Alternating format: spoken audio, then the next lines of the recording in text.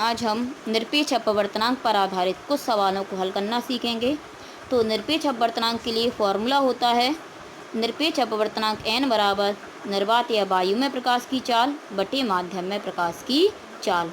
जो भी माध्यम होता है यहाँ पर उसी माध्यम का अपवर्तनांक निकलता है। जैसे यहाँ कांच में प्रकाश की चाल दे रहे हैं तो अपवर्तनांक कांच का निकलेगा। जल में प्रकाश की चाल दे रहे हैं तो अपवर्तनांक जल का निकलेगा। निर्वात या वायु में प्रकाश की चाल हम लोग पढ़ चुके हैं 3 × 10⁸ मीटर पर सेकंड होती है। अब इस तरह के सवालों को कैसे हल करते हैं उन सवालों को हल करना हम सीखेंगे।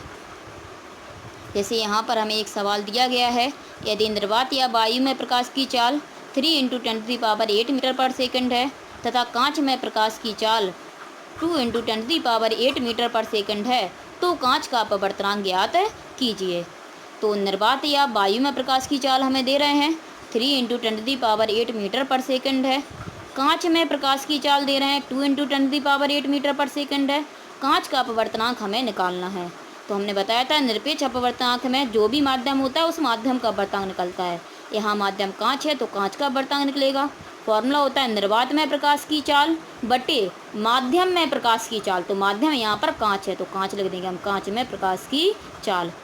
अपवर्तनांक हमें निकालना है अर्थात n का मान निकालना है। निर्वात में प्रकाश की चाल यहाँ पर सवाल में दी जा रही है। कभी कभार ऐसा भी होता है कि सवाल में हमें नहीं देते हैं, तो अगर नहीं भी दे रहे हो तो हमें पता होता है निर्वात में प्रकाश की चाल 3 × 10⁸ होती है। कांच में प्रकाश की चाल 2 × 10⁸ कैंसिल हो जाएगा 10⁸ से 10⁸, तो n की वैल्यू निकल के आ जाएगी 3/2। इसी आधार पर हम एक सवाल और देखेंगे।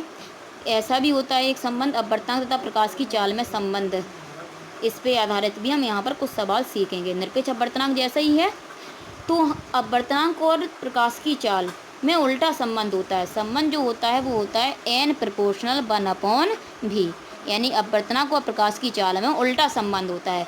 जिस माध्यम का अपवर्तनांक अधिक होता है उस माध्यम में चाल कम होती है और जिस माध्यम का अपवर्तनांक कम होता है उस माध्यम में चाल अधिक होती है।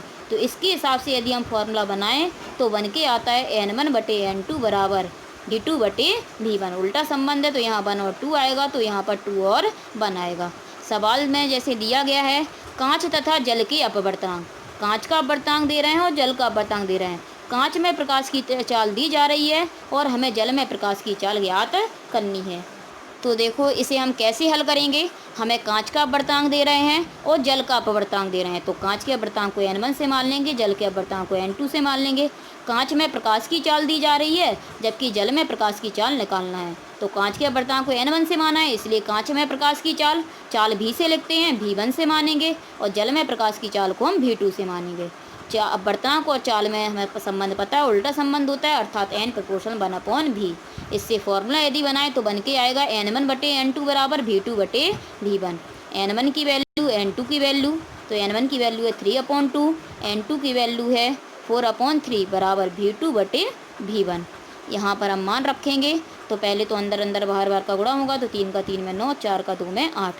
v2/v1 की वैल्यू 2 × 10⁸, 2 से 8 कैंसिल करेंगे 4 आ जाएगा, 4 का 9 में डिवाइड करेंगे 2.25, 10⁸ का इसमें मल्टीपल हो जाएगा। तो v2 अर्थात जल में प्रकाश की चाल निकल कर आएगी 2.25 × 10⁸ मीटर पर सेकंड। तो इस तरह से यदि निर्वात ना होकर कोई दो माध्यम हो और उनमें चालें हों तो फिर हम इस तरह से n प्रोपोर्शनल 1/v फॉर्मूले से हम मान निकाल सकते हैं। कभी कभार सीधा दे देते हैं, कुछ माध्यम के अपवर्तनांक दे देंगे और पूछेंगे चाल किस में अधिक होगी और किस में कम। तो हमें अपवर्तनांक और चाल में संबंध पता है, जिस माध्यम का अपवर्तनांक अधिक होगा उसमें चाल कम होगी और जिस माध्यम का अपवर्तनांक कम होगा उसमें चाल अधिक होगी।